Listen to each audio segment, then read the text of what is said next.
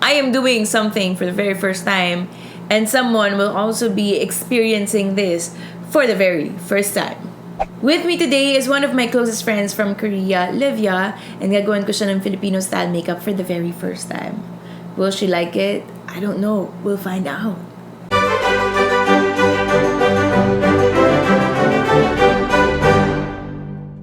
The idea nitong makeup look na to ay something na pang special occasion. Ito yung ginagawa ko sa mga kliyente ko kapag a-attend sila ng special events. So, ito yung ginawa kong style. So, full coverage siya, may color talaga, medyo bold, and also very dramatic in a sense na may pagka-subtle, smoky ang dating. So, pagdating naman sa base, I think the idea kasi kung bakit full coverage lagi ang Filipino-style makeup is that dito kasi sa Pilipinas, napaka-humid. So, we want something that will last all throughout the day. We want something that will cover our blemishes as well kasi we want flawless skin, of course. And madali kasi tayong maging oily. That's because then of, external factors, the environmental factors like the pollution, nandiyan din yung humidity, and nandiyan din talaga yung eagerness na maging maganda lang talaga, maging plakado yung base, maging flawless, maging maganda, in short.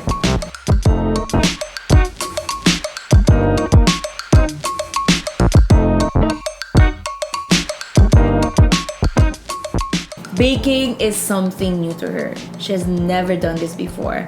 Baking is a concept that we got from the Western style of makeup. That's because we want matte finish.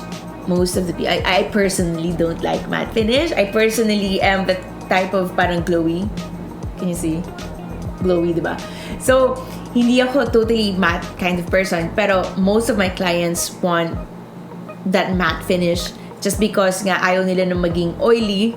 And since it's humid here in the Philippines nga, it adds to the factor of pagiging oily. Kaya iniiwasan natin yun. Kaya madalas nagbe-bake tayo.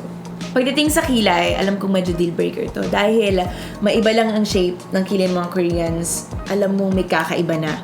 Very distinct ang style nila sa kilay. So, ang nasa isip ko is talagang gawing defined, lagyan ng arch, and to use something darker pagdating sa kilay compared to kung anong usually na ginagamit niya.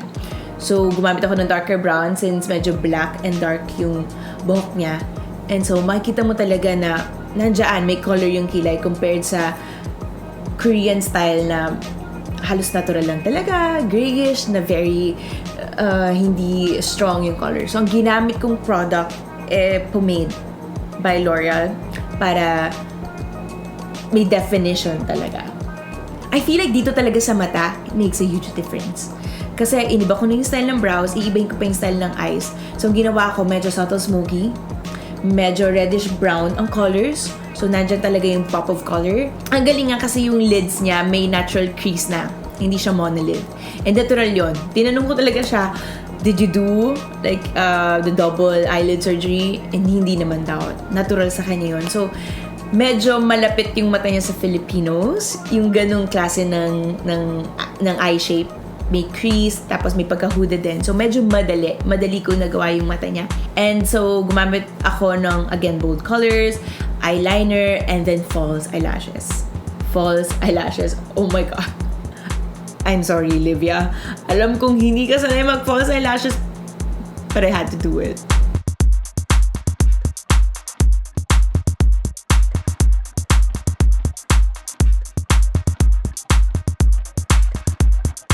And then, pagdating naman sa face, contouring is also something different since hindi naman sila usually nag-contour, lalo na dito sa hollows of the cheeks, dito sa temple, siguro, or sa forehead, they do, pero not here on the sides of the cheeks, and also not on the jawline. Sa nose, they kind of contour, but just a little bit. So ako, overall contour, hollows of the cheeks, forehead, jawline, and nose. May contour. Kompleto.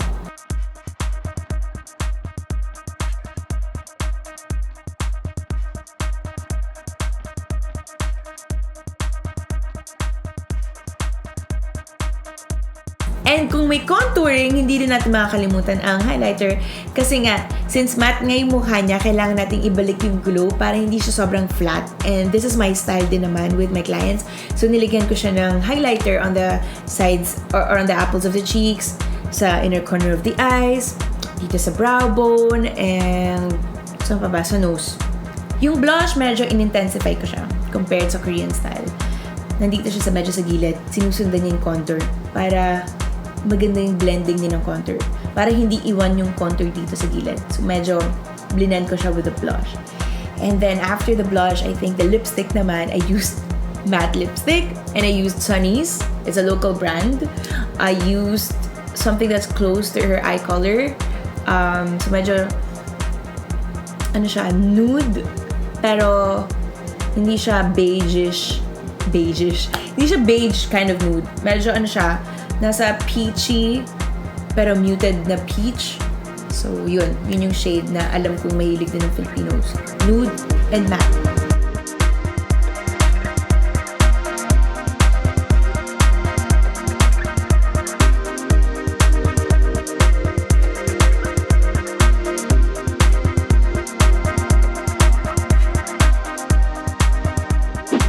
After the lipstick, we're good. I think we're good. Let's take a look. 3, 2, 1.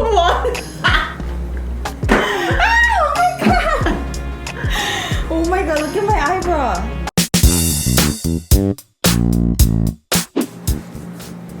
Eyebrow looks different, for sure. Really? But first thing I saw was my eyelashes because it was so long, and then the shadow and then eyebrows.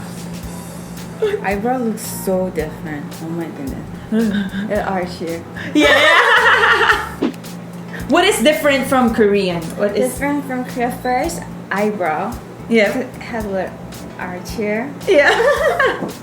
And then eyelash, because I don't use eyelashes. Also shadow color.